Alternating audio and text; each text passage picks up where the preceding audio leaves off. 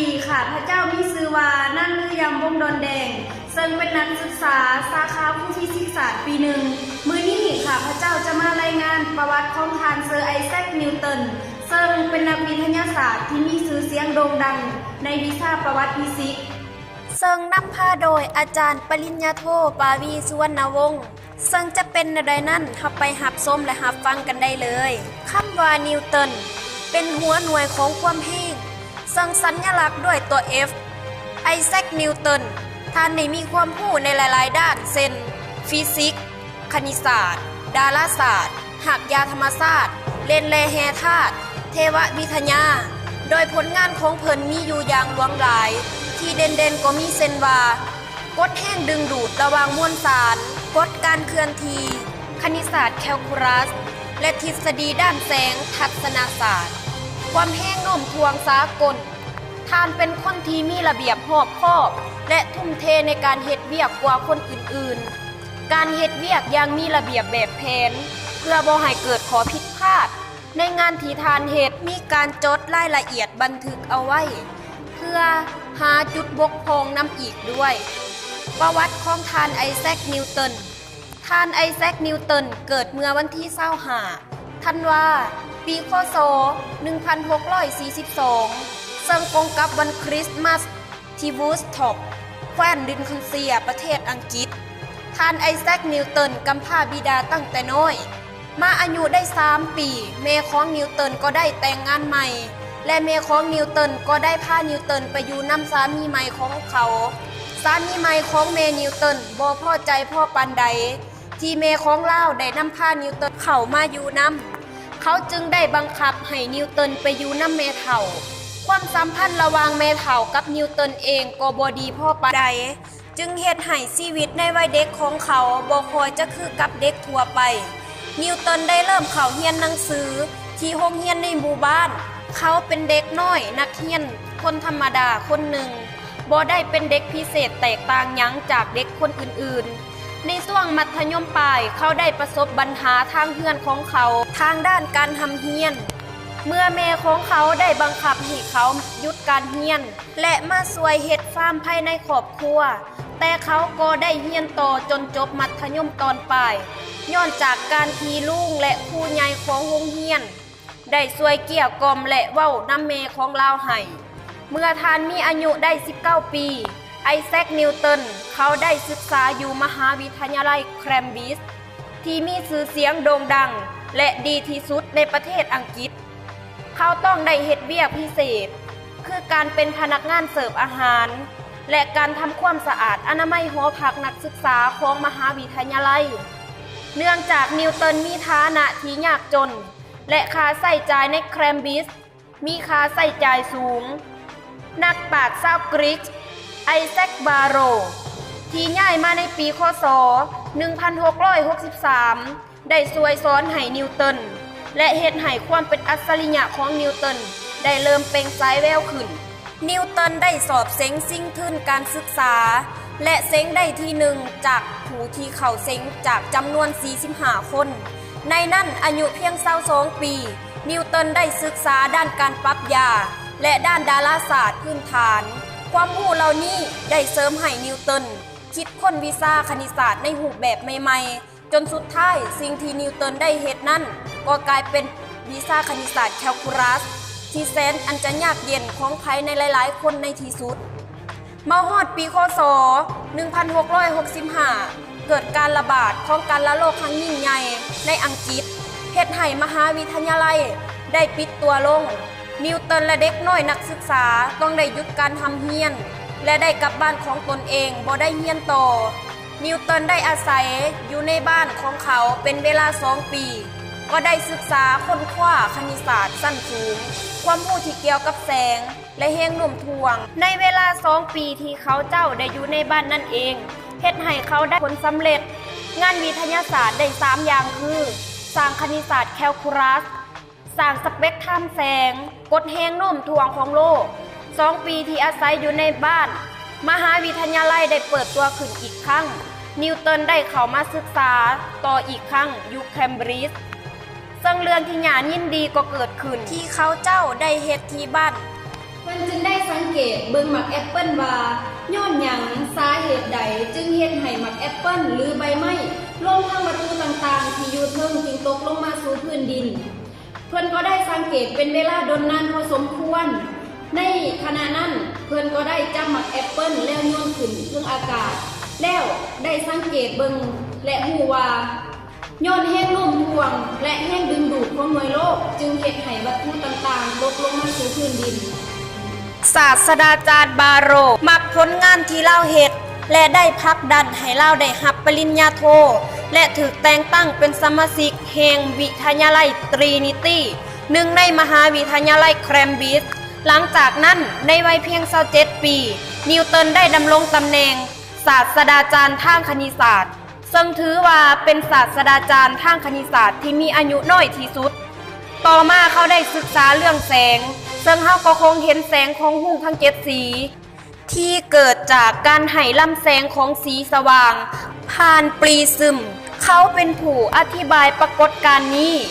ให้ฮู้ว่าเหตุใดจึงเกิดสีต่างๆได้ความจริงในขันธ์ทำอิฐนิวตันตั้งใจจะสร้างกล้องโทรทัศน์หลายกว่าและเราก็ได้พบว่าเราบ่สามารถจะสร้างเลนได้ซึ่งแนมเห็นภาพของวัตถุนั้นได้อย่างกระจ่างแจ้งโดยอาศัยจากขอบสีต่างๆได้ด้วยเหตุนี้นิวตันจึงได้ค้นคว้า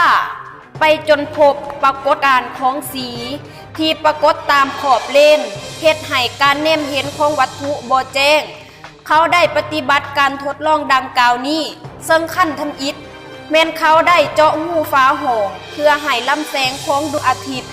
ส่องลอดเข้ามาในห้องมืดของเขาและให้ลำแสงนั้นส่องสื่อไปยังสากที่เขาตั้งไว้ระหว่างลำแสงและสากหับนี้เขาได้วางแก้วปรีซึมลงแล้วสังเกตว่าข้างทำอิฐจุดของแสงเคลื่อนที่ส่วนข้างที่สองแทนที่ลำแสงจะเป็นวงกลมขาวแบบเก่าแต่กับกงกันข้ามทางเก่าของแสงแยกออกเป็นสีต่างๆเป็นแสกๆมีขนาดใหญ่กว่าปกติลำแสงเดิมถึง5 เท่าแสงที่เกิดเป็นสีทั้ง7นี้ได้แก่สีแดงสีส้มสีเหลืองสีเขียวสีฟ้าสีครามสีม่วงซึ่งเอิ้นกันว่าแสงสเปกตรัมในกรณีนี้เขาได้พบว่าถ้าเอาแก้วปรีซึมอีกอันนึงมาวางกับหัวกันทำอิฐลำแสงของสีทั้ง7นี้กลับมาเป็นสีขาวธรรมดาแต่โฮมแสงเป็นจุดเดียวกันในที่แห่งหนึ่งฉะนั้นหลักการดังกล่าวเฮ็ดให้นิวตันคิดสร้างกล่องโทรทัศน์สนิทสะท้อนแสงขึ้นสุดท้ายก็สำเร็จซึ่งเราได้ใส่แวนโค้งกับเลนอีกอันนึงเพื่อช่วยในการหักเหของแสงและบ่ให้เกิดปรากฏการณ์สีตามแสงขึ้นอีกเลยแต่ในที่สุดเขาเจ้าสั่งโทรทัศน์แบบใหม่ที่เอิ้นกันว่ากล้องโทรทัศน์แบบสะท้อนแสงซึ่งมีประสิทธิภาพสูงกว่ากล้องโทรทัศน์ของทานกาลิเลโออีกด้วยมาในปีค.ศ. 1672นิวตันได้รับการแต่งตั้งเข้าหัวสมาคมกรุงลอนดอน Royal Society of London ในขณะนั้นเขาได้มีอายุ30 ปีในปีค.ศ. 1672นิวตันได้เขียนบทความเกี่ยวกับการอธิบายผลการค้นคว้าที่เกี่ยวกับแสงและสีโดยตีพิมพ์ในวารสารของราชสมาคมในงานตีพิมพ์ของเขานั่นได้ถูกวิจารณ์ทางลบที่บ่ดีจากโรเบิร์ตโฮฟนักวิทยาศาสตร์ชั้นนำของประเทศอังกฤษด้วยเหตุการณ์ในครั้งนี้โรเบิร์ตโฮฟและไอแซคนิวตันกลับกลายมาเป็นศัตรูกันตลอดชีวิตของพวกเขาปีค.ศ. 1648นิวตันได้เฮ็ดเกี่ยวกับสิ่งที่ถือว่าเป็นผลงานทางวิทยาศาสตร์ที่ยิ่งใหญ่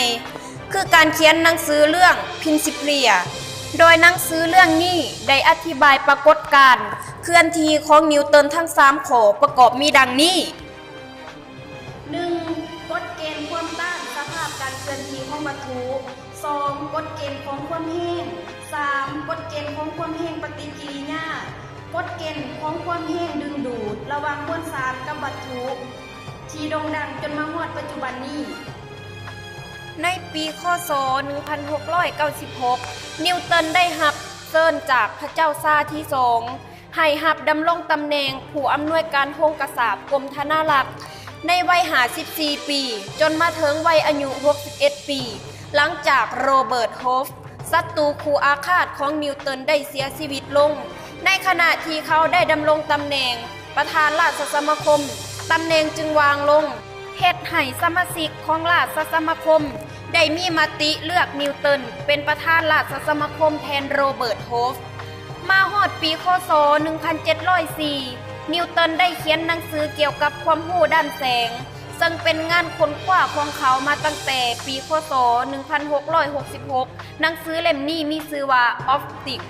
ที่มีอายุได้ 63 ปี นิวตันก็ได้รับพระราชทานยศสั้นอัศวินตำแหน่งเซิร์ชจากสมเด็จราชนีแอน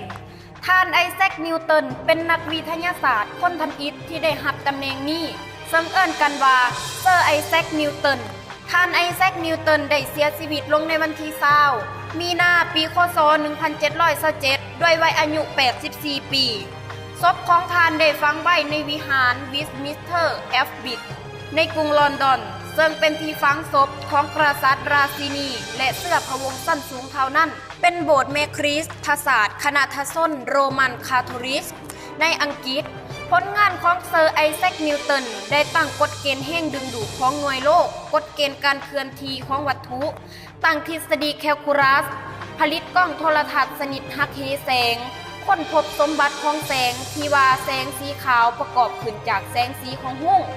ไอแซคนิวตันถือว่าเป็นบุคคลสำคัญของโลกอีกคนหนึ่งที่ได้รับความเชื่อถือว่าเป็นอัจฉริยะคนหนึ่งของโลกได้รับการยอมรับและยกย่องจากคนในรุ่นนั้นและคนรุ่นหลังเป็นอย่างหลวงหลายผลงานที่เขาได้รับการย่องโยบเป็นหลายที่สุดคือจะเมนนี้บ่พ้นกฎแห่งดึงดูดของหน่วยโลกซึ่งเล่าค้นพบที่มีอายุเพียงแต่20 ปีเท่านั้นเขาได้อุทิศตนเอง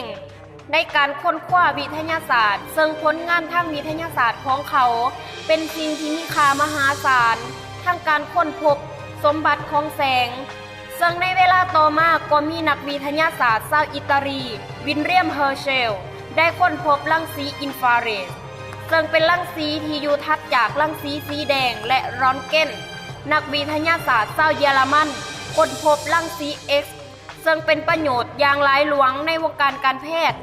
ทั้งหมดเมนการเริ่มต้นของทานเซอร์ไอแซคนิวตันทั้งหมดทั้งปวงการค้นพบกฎเกณฑ์แห่งดึงดูดของหน่วยโลกเป็นสิ่งที่เป็นประกายแห่งการหาคำตอบของแห่งโน้มถ่วงที่น่าสงสัยกันมาอย่างดนนานวิชาแคลคูลัสก็เฮ็ดให้นักวิทยาศาสตร์รุ่นต่อมาสามารถคำนวณหาความไวของจรวดให้วิทย์จากแห่งดึงดูดของหน่วยโลกได้ท่านนิวตันเป็นนักวิทยาศาสตร์ที่ได้รับการย่องย่อว่าเป็นนักอัจฉริยะที่สุดของโลกอีกคนหนึ่งซึ่งบ่น้อยหน้าไปจากอัลเบิร์ตไอน์สไตน์เลยซึ่งในปัจจุบันผลงานของท่านนิวตันได้เฮ็ดให้คนหุ่นต่อมาได้นำใช้ในการเรียนการสอนและพวกเฮาในปัจจุบันบ่ว่าจะเป็นกฎเกณฑ์ที่1กฎเกณฑ์ที่2กฎเกณฑ์ที่3ของนิวตันรวมทั้งผลงานอันอื่นๆของท่านอีกด้วยสำหรับคลิปของข้าพเจ้าก็จบลงซำนี้ถ้าหากว่ามีข้อผิดพลาดประการใดข้าพเจ้าก็ต้องขอโทษขออภัยนำทุกๆท่านถ้าหากว่าท่านมักก็อย่าลืมกดไลค์กดแชร์กด Subscribe คอมเมนต์ใต้รูปคลิปนี้ได้เพื่อข้าพเจ้าจะเอาไปปรับปรุงและเพื่อเป็นกำลังใจให้ข้าพเจ้าเฮ็ดคลิปอีกต่อไปขอขอบใจ